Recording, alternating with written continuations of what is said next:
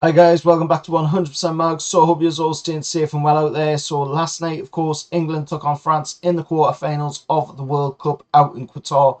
And of course, the result ended in France's favour, with France coming away 2-1 winners in the game. Looking at the way England played in the game, we did a lot better than people thought we would do in this game against Didier Deschamps' French side. Kylian Mbappe, we did keep him quiet in the game, which is something that I says that we needed to do if we were to try and progress through to the semi-finals. Of course, if we made it past this game against France last night, we would have been taking on Morocco in the semi-final, with the other semi-final game being Croatia and Argentina. But unfortunately, we bowed out of the World Cup last night in typical fashion for England. It was another penalty that cost us a place in the semi-final, cost us progression through to the semi-finals as well. The opening goal by France was a really good goal by Tchouaméni.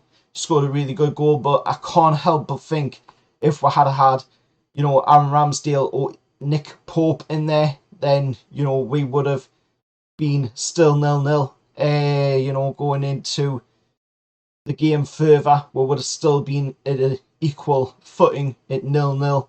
We would have had a much better chance to, win the game. England scored with equaliser on the 54th minute of the game when Harry Kane got a penalty, of course, which Harry Kane stepped up to take. It was Bukayo Saka that won the penalty.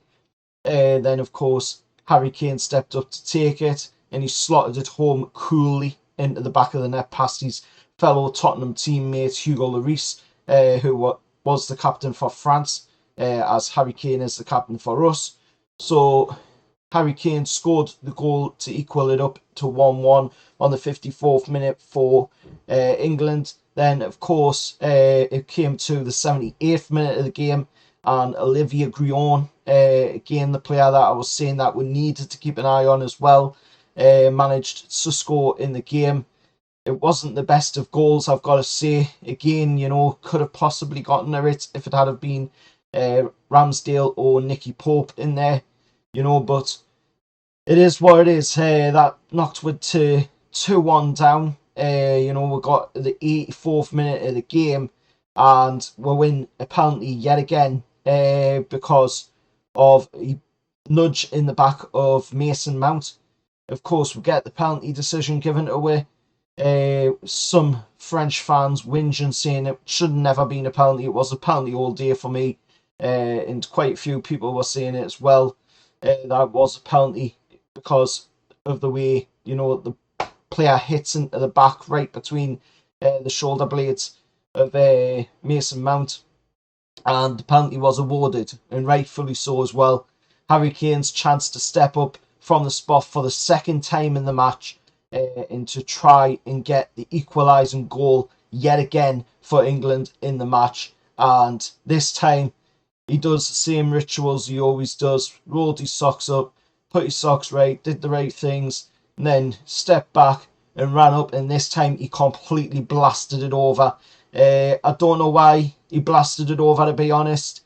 He should have just took his time, because Hugo Lloris had already committed himself. He'd already jumped the same way that Harry Kane had took the first penalty, so all Harry Kane had to do was just slot it into the other side of the net, instead of going to the left-hand side like he did on the first one. He should have just slotted it into the right-hand side, the left-hand side of Hugo Lloris, of course, Harry Kane's right-hand side. But he didn't. He powered it, and it went flying over the bar.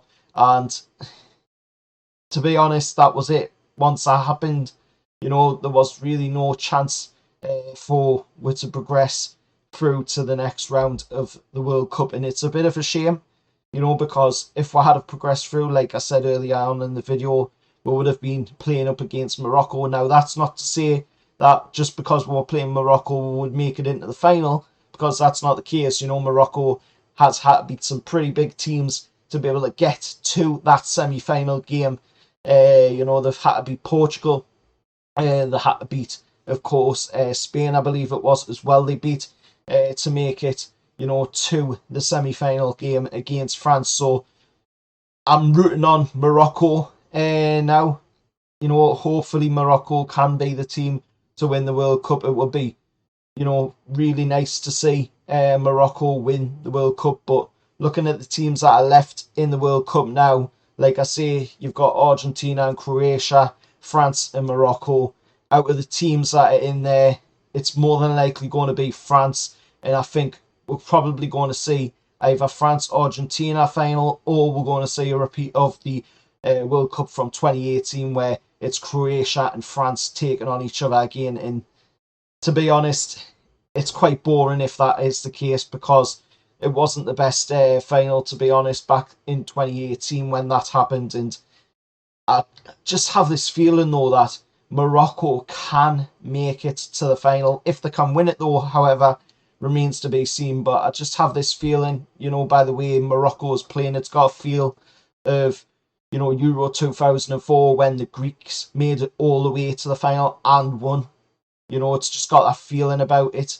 And I think, you know, that's going to be a team to watch out for, you know, in these semi-final games leading into that final game, of course, of the World Cup. But England's out. It's back to club football for us, English fans. And in a way, you know, without sounding negative, I'm kind of happy in a way that, you know, the Premier League is not that far, you know, away from coming back, because it'll be interesting to see, you know, how we'll progress in this Premier League. Of course, with my team, Newcastle United, in third place, quite a few other fans as well, like Arsenal fans, Man City fans, will be quite happy to get back to Premier League football as well. Arsenal fans might be a little bit downhearted going back into this Premier League football as well, because they're now going to be without Gabriel Jesus. They're also going to be without you know, yet another player as well, because he's picked up a knock as well. So it looks like, you know, it could be a dodgy one for Arsenal, this World Cup's been, with them picking up a few knocks to players. Some players going to be out for quite a long time. Some of them might even be out for the rest of the season, for the likes of Gabriel Jesus, unless he comes back in the latter games. But for us Newcastle United fans, it's been a pretty decent World Cup. Some of our players haven't played, some of them have, but barely. You know, the likes of Bruno barely played for Brazil. The likes of Callum Wilson as well barely played. Nicky Pope didn't even play at all. Fabian Shaw barely played for Switzerland as well. Garang Cole, you know, barely played for Australia. And of course, Kieran Trippier played a couple of games for England, but again, you know, barely played at the latter end of the tournament there, once we got towards the back end of the group stages and the early beginnings, of course, of the knockout stages as well.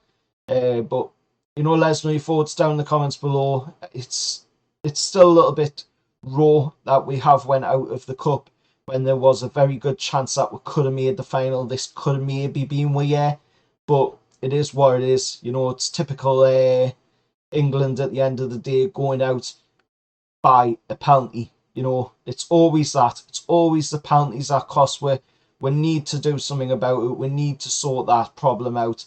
And, you know, it's always going to be like that until, of course, something is done.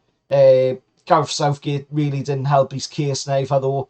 Wait until very late on to make substitutes. He could have made some substitutes when we were at 1-1 and we had a chance, you know, to push on and make something of the game, come away with the win in the game as well. If he had just made them substitutes a little bit quicker.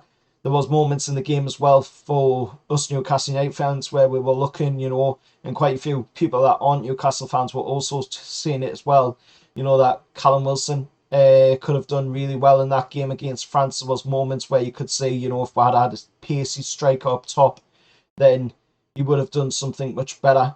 instead of what Harry Kane was doing. There was a moment where Harry Kane could have broke away, and if it had been a pacey player there, it would have been a much better situation for England. But it is what it is. There was a moment in the game as well where, you know, we had a free kick to the latter end of the game outside the box, and Marcus Rashford ended up taking it. It didn't go too well at all, and you know, if it had been Kieran Trippier on, it would have been a cert goal. Kieran Trippier would have scored, and that would have, you know, helped with in the game quite a bit. But it is what it is. Let us know your thoughts down in the comments below.